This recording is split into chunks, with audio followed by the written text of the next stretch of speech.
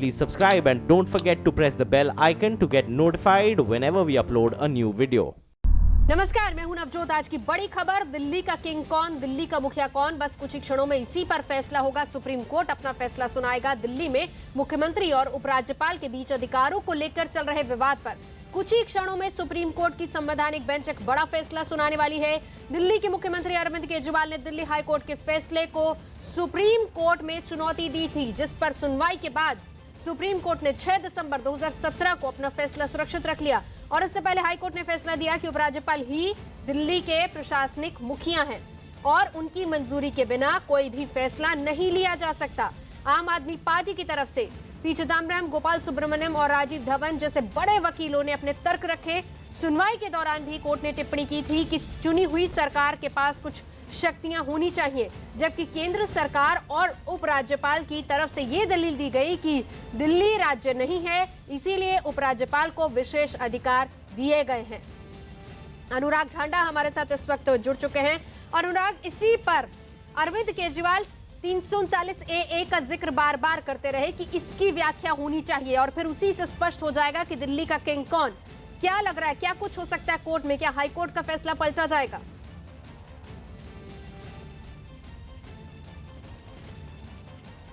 देखिए, बिल्कुल कुछ भी हो सकता है। देखिए, ये कहना तो बहुत जल्दबाजी होगी कि सुप्रीम कोर्ट के फैसले में क्या आ रहा है। हालांकि फैसला रिजर्व किया गया था और जो अभी तक जानकारी मिल रही है वो ये कि 2 जजमेंट पढ़े जाने हैं, जिसका सीधा मायना ये कि 3 जजेस ने 1 जजमेंट लिखा है और 2 जजेस ने 1 जजमेंट लिखा है। तो उस लिहाज से अगर देखा जाए तो डिफरेंट पॉइंट ऑफ व्यू भी हो सकता है। और कई बार ऐसा होता है सुप्रीम कोर्ट के फैसले में कि 2 जजमेंट लिखे जाते हैं लेकिन दोनों के मायने वही होते हैं, सिर्फ लैंग्वेज अलग अलग होती है। तो इसका अभी कुछ देर में पता चल जाएगा, क्योंकि 10:30 बजे का समय रखा गया था और समय हो चुका है। अब कुछ देर में ही जजमेंट पढ़ा जाएगा, जिसमें ये साफ हो जाएगा कि दिल्ली का किंग कौन। ये लंबी बहस चली आ रही है। ये सिर्फ अरविंद केजरीवाल की सरकार या केंद्र में मोदी सरकार के आने के बाद ही नहीं, बल्कि उससे पहले भी ये बहस चलती रही। लेकिन अब ये बहस तेज हो गई, सीधे आर पार की लड़ाई दिल्ली सरकार और केंद्र सरकार में हो गई, जिसकी वजह से पहले हाई कोर्ट में ये पूरा मामला गया। हाई कोर्ट ने तो बिल्कुल एक तरफा फैसला ये दिया था कि एलजी सुप्रीम बॉस हैं, जो अभी संविधान में लिखा हुआ है जिस तरीके से, और कोई भी फैसला चाहे चुनी हुई सरकार करे उस पर मंजूरी जरूरी होगी एलजी की, तभी वो फैसला मान्य होगा। उसी फैसले के खिलाफ दिल्ली सरकार ने अपील की थी सुप्रीम कोर्ट में और आज यहां पर यह साफ हो जाएगा कम से कम कि दिल्ली का प्रशासनिक जो ढर्रा है वो किसके आदेश से चलेगा। वो चीफ मिनिस्टर के आदेश से चलेगा या वो लेफ्टिनेंट गवर्नर के आदेश से चलेगा। तो इसके बाद काफ़ी हद तक उम्मीद ये की जा रही है कि कम से कम जो पावर डिवीजन है वो बहुत क्लियर हो जाएगा और जो एम्बिग्विटी बनी हुई है, जो लगातार टसल चल रहा है एलजी और सीएम के बीच में, उसमें कुछ हद तक कमी जरूर आएगी, चाहे फैसला किसी के पक्ष में हो। जी जी, और यही चाह रहे थे कि एक पारदर्शिता, यानी बताया जाए कि किसके पास कितना अधिकार है, और आज इस पर तस्वीर कहीं ना कहीं काफी हद तक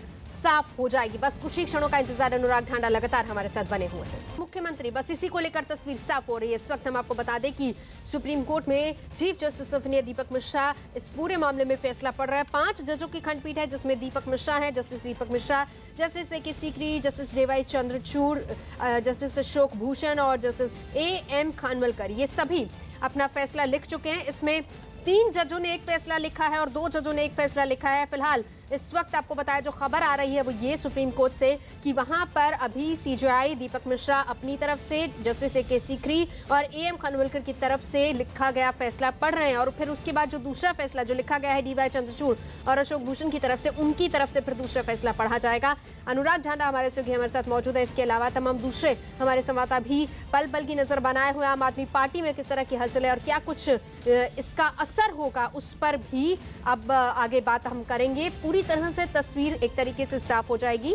अनुराग ठांडा हमारे साथ इस वक्त जुड़ चुके हैं। अनुराग, आपसे जानना चाहेंगे, इस वक्त सीजेआई अपनी तरफ से और justice A K. Sikri, justice A.M. Khanwilkar, इनकी तरफ से जो लिखा गया फैसला है वो पढ़ रहे हैं, यानी तस्वीर काफी हद तक क्लियर होने वाली कुछ क्षणों में।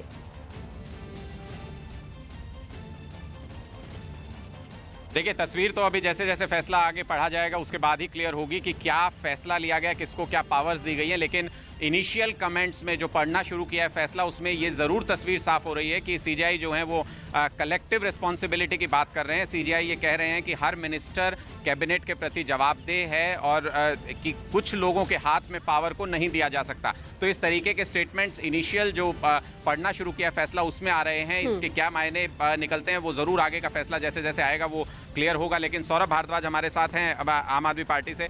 सौरभ, एक कलेक्टिव रिस्पॉन्सिबिलिटी की बात शुरुआती कमेंट्स में हो रही है, आगे फैसला किस तरीके की उम्मीद कर रहे हैं?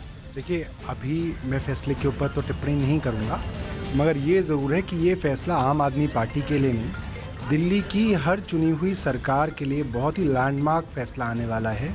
क्योंकि दिल्ली के लोगों के लिए क्या दिल्ली की सरकार काम करेगी या एलजी काम करेंगे, ये महत्वपूर्ण फैसला है। और दूसरा कि जो शक्तियाँ शीला दीक्षित सरकार के पास थी, जैसे कि अफसरों के ऊपर कंट्रोल था, शीला दीक्षित के कैबिनेट की जो डिसीजन होते थे वो एलजी के ऊपर बाइंडिंग थे। Aid and advice of the cabinet was a binding on LG. नहीं, लेकिन अभी जो सौरभ, अभी जो इनिशियल जो जिस तरीके के रिमार्क्स आ रहे हैं जजमेंट में, उसमें तो साफ तौर पर कहा जा रहा है कि कलेक्टिव रिस्पॉन्सिबिलिटी और हर मिनिस्टर जवाबदेह है, और साथ में ये भी कहा गया है कि कुछ लोगों के हाथ में पूरी पावर नहीं दी जा सकती है। तो इसके क्या किस तरीके से देखते हैं इसको? देखिए, मैं कयास कोर्ट के बारे में नहीं लगाना चाहूँगा, बट जिन मूल्यों का हवाला सुप्रीम कोर्ट दे रहे हैं वो यही है कि जो संसदीय प्रणाली है देश के अंदर, दिल्ली के अंदर, वो ये है कि जो जवाबदेही है वो हमारे लिए एक कोर इशू है।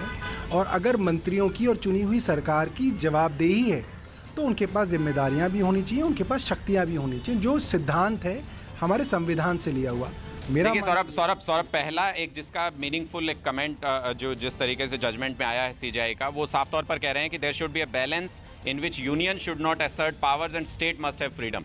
तो एक इंडिकेशन सीधे तौर पर मिल रहा है, जो आप लोग बात रख रहे थे जिस तरीके से कि स्टेट को भी फ्रीडम होना चाहिए फैसले लेने का और यूनियन असर्ट ना करे अपनी पावर्स को स्टेट पर। क्या उम्मीद कुछ बन रही है इस तरीके से जो जजमेंट आ रहा है, जिस तरीके से जजमेंट पढ़ने में आ रहा है? देखिए, जजमेंट जब तक पढ़ा जाए, क्या ये आप लोगों का पॉइंट ऑफ व्यू ऐसा ही था? देखिए, हमारा तो ये मानना है कि जिसकी जवाबदेही है उसके पास शक्तियां होनी चाहिए।